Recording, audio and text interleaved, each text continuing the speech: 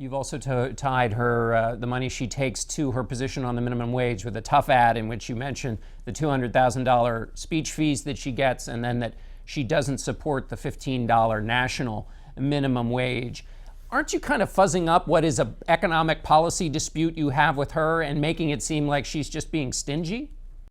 No, it's not a question of being stingy. It is, look, if you can go before Goldman Sachs or Morgan Stanley and end up after an hour's work or 20 minutes work with $225,000 check, and that's your life, and then refuse to support the fight for 15, the need to have a $15 an hour national minimum wage, well, I think you're living in a world far removed from where working people are.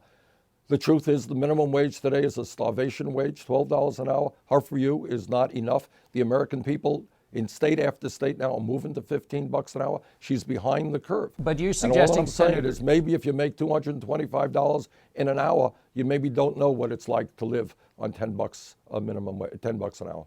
On the crime bill, there was been a lot of discussion of the 1994 crime bill, which you voted for, which she supported. Do you regret your support for that crime bill now in retrospect? Look, that bill, whenever you have a piece of legislation that has, it's a big bill and a lot of stuff in it. It had the Violence Against Women Act, and I, during my tenure as mayor of Burlington, worked very hard against domestic violence. It had the ban on assault weapons, something that I believe in fervently. I believe back in 1988 when I ran for office, believed it on that vote. But there is no debate that that legislation has resulted in massive incarceration, that we today have more people in jail than any other country, that we have a broken criminal justice system, and I am leading the effort now to make certain that we have very strong reforms of the criminal justice system right now. People are in jail who should not be in jail. We got to prevent people from going into jail. We need a parole system. We need to end the so-called war on drugs, which has resulted in a disproportionate number of African Americans being arrested.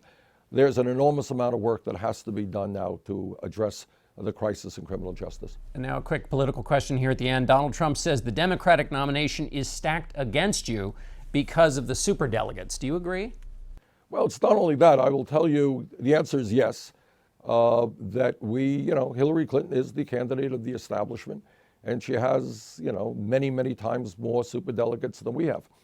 But I'll tell you something that also is of concern to me. We're going into Tuesday here.